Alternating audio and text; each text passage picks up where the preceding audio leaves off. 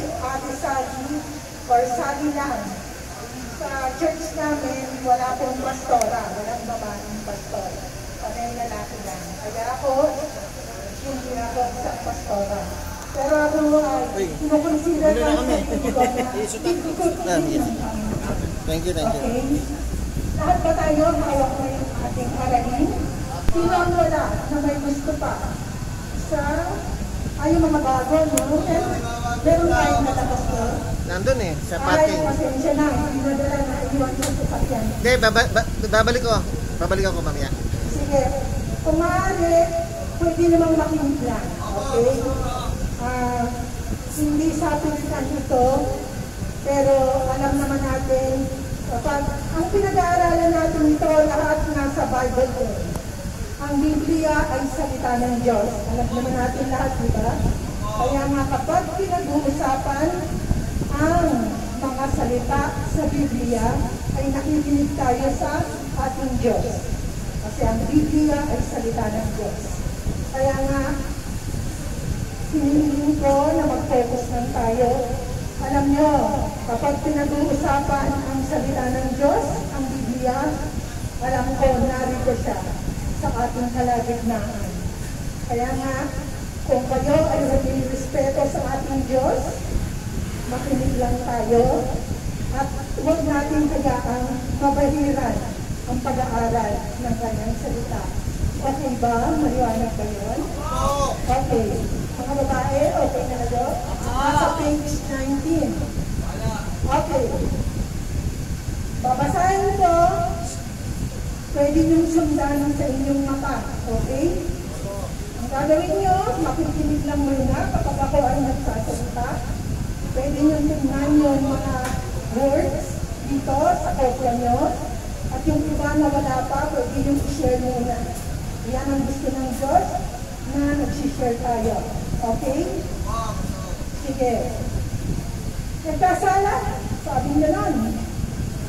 Isang malakas na tukro ang kumalingaw-ngaw kasabay ng tinig ng bubog. Guilty. Napatunayang nagkasala.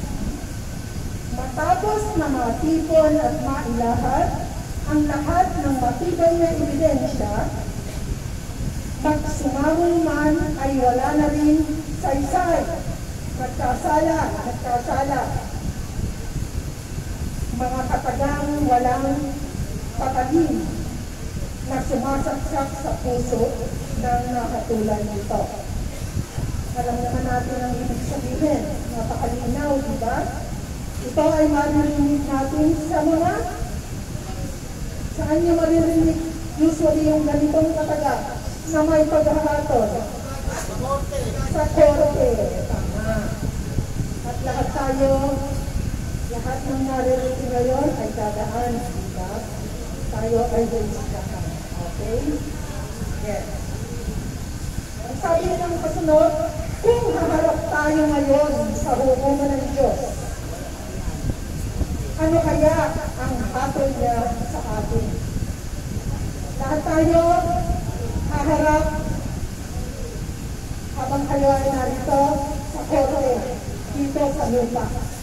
Pero ang sabi dito, kung haharap tayo sa hukuman ng Diyos, ano kaya ang magiging hatol sa atin ng Diyos? Para pag-aralan natin ngayon yan. Kayo lang sa sarili nyo ang makapasagot nyo. Na kapag humatol sa inyo ang Diyos, ano ang magiging hatol sa bawat isa sa atin? Darating ang araw na haharap tayo sa Diyos upang mahatulan niya. Lahat, walang makakalusot sa korte ng Panginoon. Lahat tayo, mabuti naman, masama lahat, dadaan sa hukuman ng Diyos. Tandaan natin yun. At pagdating ng araw na yon, dalawang hatol lamang ang ating maririnig mula sa ating Diyos. Nagkasala o pinawalang sala. Alin kaya sa dalawa ang sasabihin ng Diyos sa atin? Okay. Maaari ba natin banwalain ang kasalanan? sasagutin natin sa ating pag-aaral ngayon. Ano ang mga bunga ng kasalanan? Yan ang mga sasagutin natin sa ating pag-aaral. Ngayon, dumako tayo sa susunod na page 20. Okay? Mayroon dito 1, 2, 3, 4, 5, 6 na talata na lahat nito kumuha sa Bible. Ito ay mga salita ng Diyos. Okay? Babasahin ko ang una na kinuha sa aklat ng Roma, chapter 5, verse 12. Ang sabi, okay, sige, tapusin muna para, okay na? Okay. Tumating ang kasalanan sa mundo dahil sa paglabag ni Adan. Alam naman natin lahat, si Adan, kilala natin lahat, diba? Sino hindi nakakakilala kay Adan? Wala, lahat tayo kilala natin. At alam natin ang istorya na nangyari kay Adan. Si Adan ang unang nilikha ng Diyos. Diba? Okay. At dahil sa kasalanan, dumating din ang kamahalan.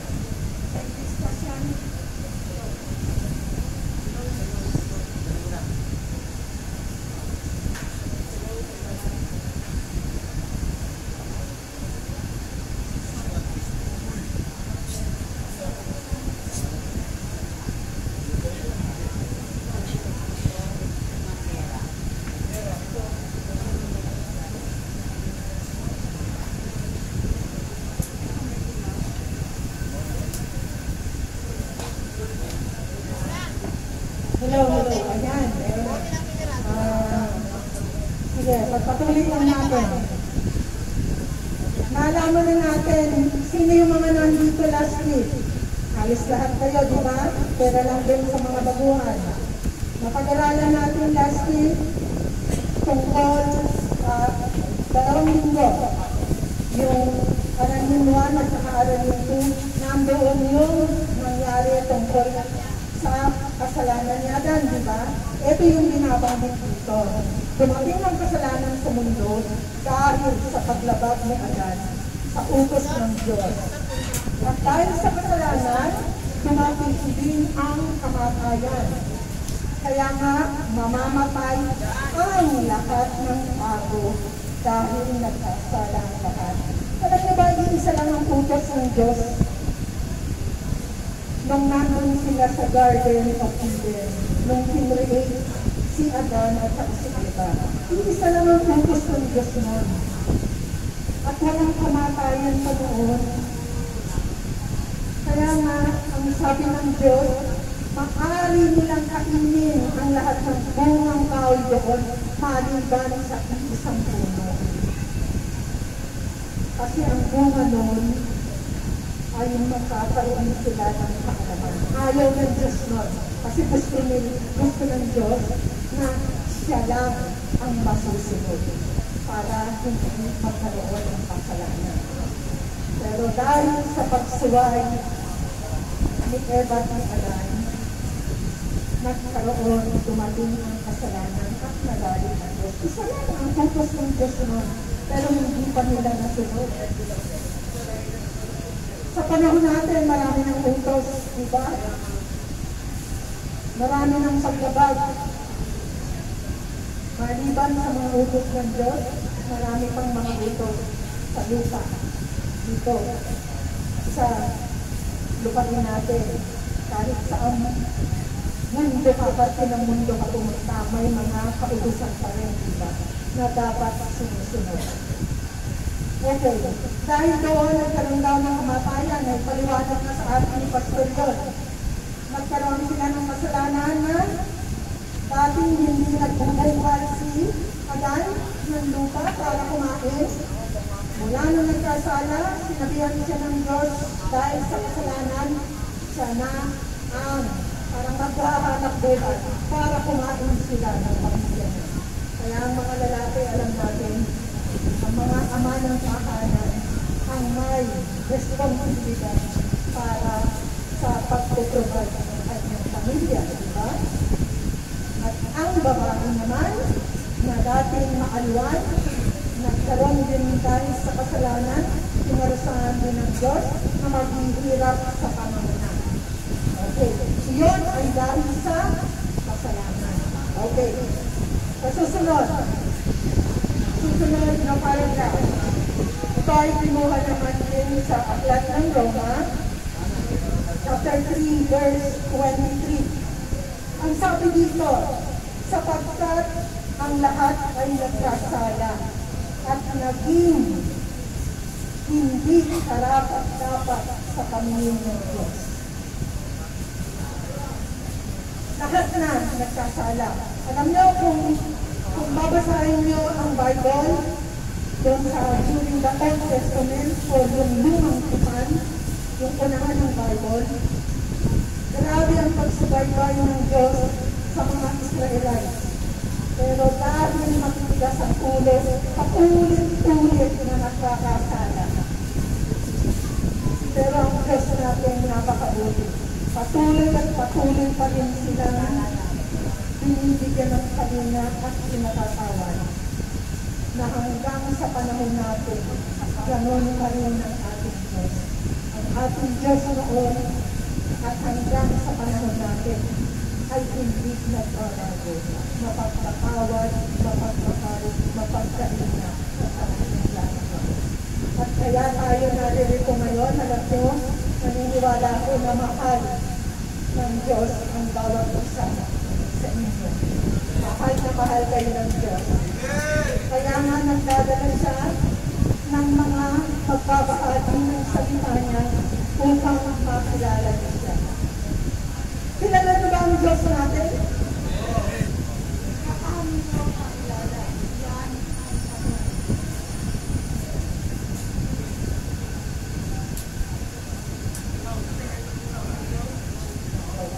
Hello, okay. Alam ko, kilala niyo na may Diyos. Alam niyo, naniniwala kayo na may Diyos. Saka tayo. Pero kung paano natin siya kakilala, doon ang ano ng tao. Kaya nga mayroong Bible, doon natin makakilala kung anong klaseng Diyos. Okay. Sabi din dito, sa susunod na paragraph, sa Aklat ng Roma, chapter 3, verses 10 to 12, sabi niya, kaya nung sinasabi sa kasulatan, walang matuwid sa paningin ng Diyos. Wala. Wala kahit isa. Walang nakakaunawa tungkol sa Diyos. Walang nagsisikap na makilala siya. Ang lahat ay tumalikod sa Diyos at naging walang kabuluhan. Walang gumagawa ng mabuti. Wala. Ito ang paragraph na to. Ayun mo ba kung nasusunod? Ang paragraph na ito.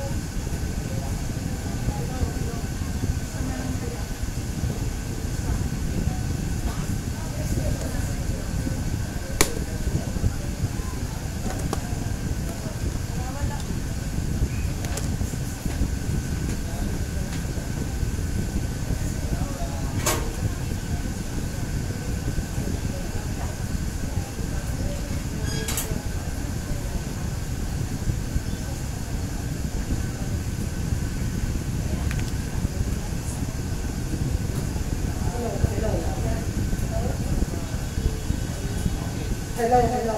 Okay, tuloy natin. Sabi kasi dito, di ba, yung kanina natin. Yung kanina. Hello.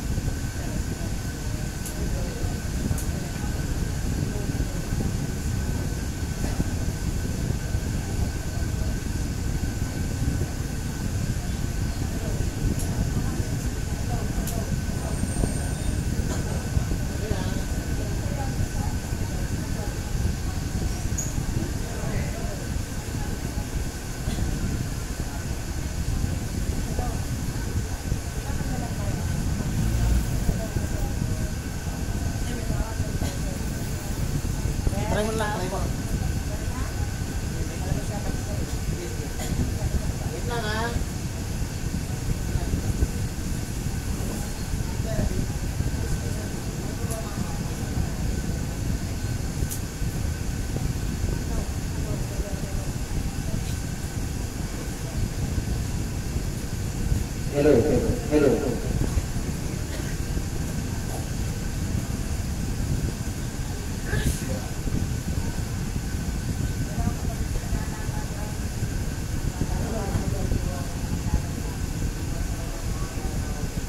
Hello.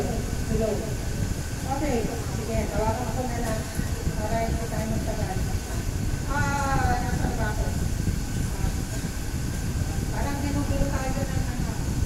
Ayaw yata na bahagi sa inyo to. Alam na napaka-importante kasi nito. Kaya nga, patuloy lang natin. Okay, sabi niya, walang gaya ng sinasabi sa kasulatan, walang matuwid sa paningin ng Diyos. Wala kahit isa, walang makakaunawa kundi sa Diyos. Walang nagsisikap na makilala siya. Ang lahat ay tumalikod sa Diyos at walang nakuha. Walang gumagawa ng mabuti, wala kahit isa. Totoo o hindi? Napakinggan nyo, nabasa. Totoo, di ba? Kasi kung kabaliktaran nito ang ginagawa nyo, na tayo ay gumagawa ng mabuti, wala sana ang lalito sa iba. Kasi nga hindi natin alam pa ang salitang ito.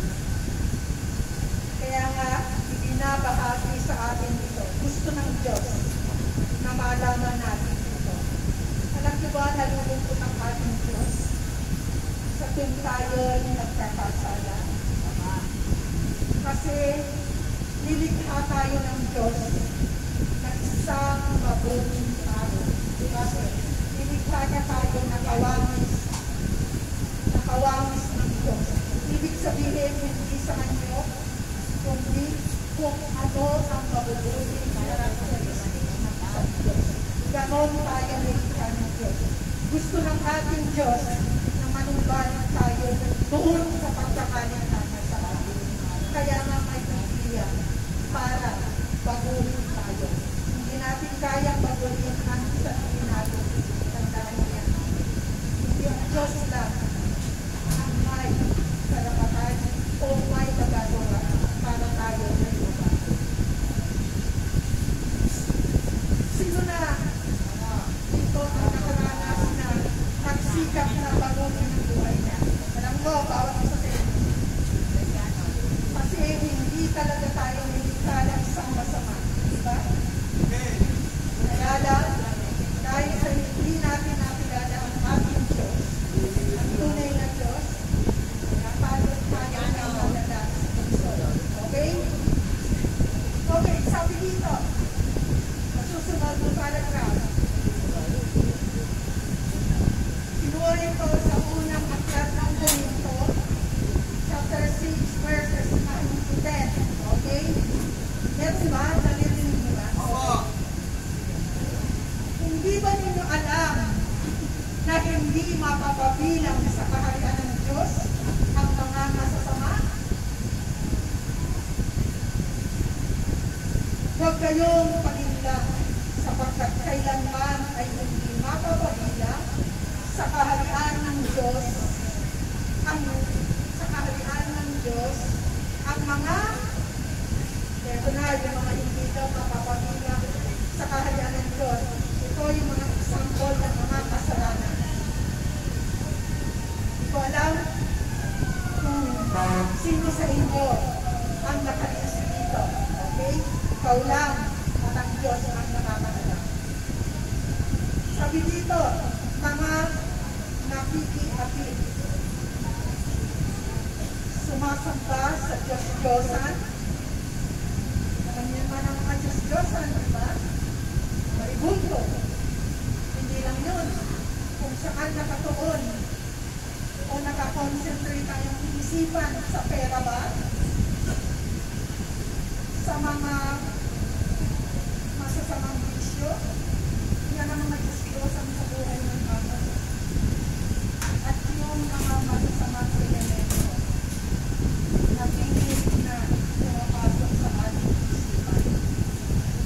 Pakikiapid. Alam niyo ba ang difference ng pakikiapid sa nanganganunya?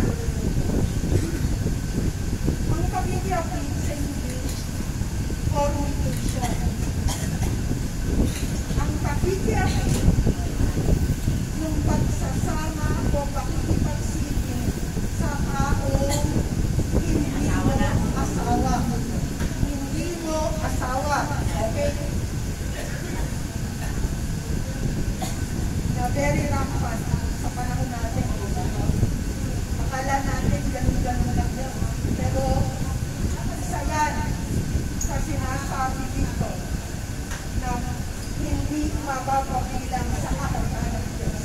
Ibig sabihin, hindi ka magmamana ng buhay na walang hanggan o hindi ka makakaakyat sa langit. Yes. Yun namang pangangalun niya o yung adultery, pagsasama o pagsisisi ng dalawang may asawa na. Ibig sabihin, hindi nila asawa ang kinakasama nila. Yan ang pangangalun niya. So, pakikiapit man o pangangalun niya ay napakasamang kasalanan para sa ating Diyos at hindi daw magmamana ng kaharian ng Diyos. Okay, ano pa? Yung mga sumasamba sa Diyos-Diyosan, yung nangangaliwa. Sabi nga dito, di ba? Nangangaliwa. It's either pangangalun niya o pakikiapit, pangangaliwa niya, di ba? Okay, ano pa? Pakikiapit sa kapwa lalaki o babae. Alam mo ba, galit ang ating Diyos. Sorry to say, yung mga bakla at tomboy na tinatawag. Galit ang Diyos dyan. Babasahin mo sa lumang kita, yung Sodoma at Gomora, sinulog ng Diyos dahil ang mga nakatira doon ay mga nakikisama sa same-sex. Ayaw ng Diyos na. Okay, ano pa? Mga magnanakaw. Magnanakaw.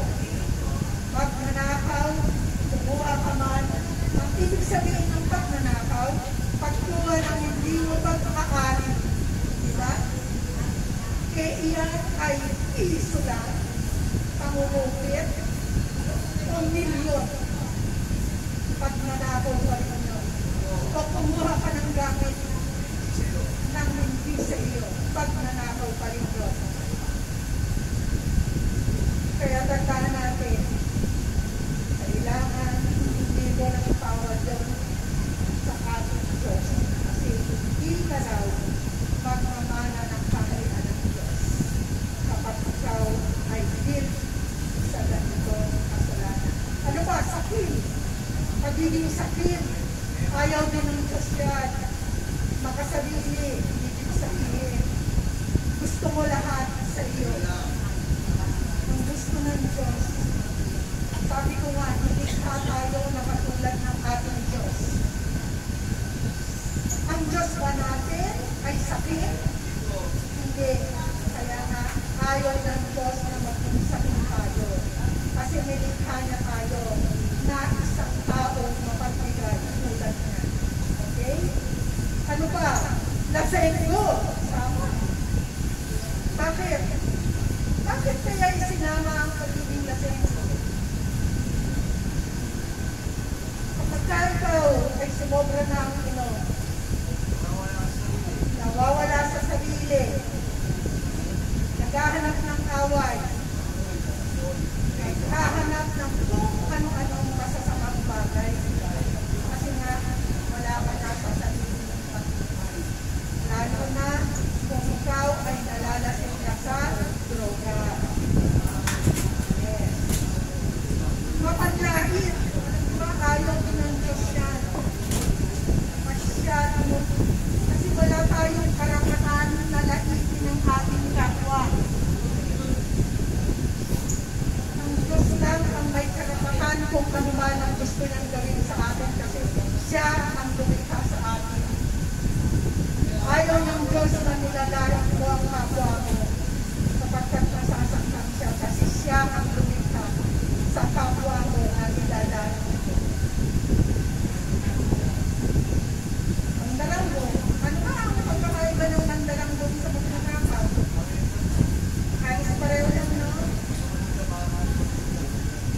Mandaranggong kahit sino kasi pwede. Diba? Kahit sa kapatid mo, pamilya mo, or mandaranggong parang akyat bahay, kasama na yun. Diba? Pero kasama sa magnanakaw. Okay. Tuloy natin sa susunod.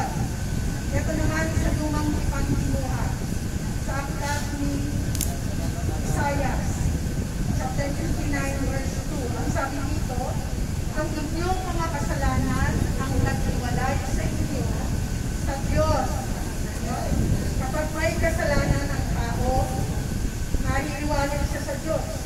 Siyempre, hindi Diyos ang sinusunod niya eh. Ang Diyos ba gusto tayong magkasala? Hindi. Kaya nga iba ang sinusunod mo kapag ikaw ay patuloy na nagkakasala. Hindi ang ating Diyos. Kaya nga naghihiwalay ka sa Diyos. Ano pa? At iyon ang dahilan kung bakit niya kayo tinalikuran. So, kapag ka pala ikaw nagkasala, lalayo ka sa Diyos, at maaari ka niyang talikuran at ayaw nang makinig sa inyo mga dalangin. Hindi niyo ba napapansin?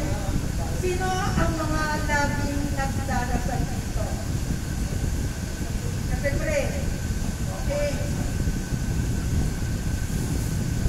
Alam niyo ba, hindi napapansin minsan, hindi tinutugon ng Diyos ang ating panalangin. Malinaw na sinabi dito. Ang kasalanan nakakapagpalayo sa Diyos at maaaring talikuran ka na kung napakarami mo ng kasalanan. O bibigyan ka niya. Pero ang Diyos natin napakabuti. Bibigyan ka niya ng maraming chances. Bibigyan ka niya ng pagkakataon para ikaw ay magbabago sa kanya. Ganyan ang ating Diyos. Ganyan niya kawawa ang bawat kasalanan.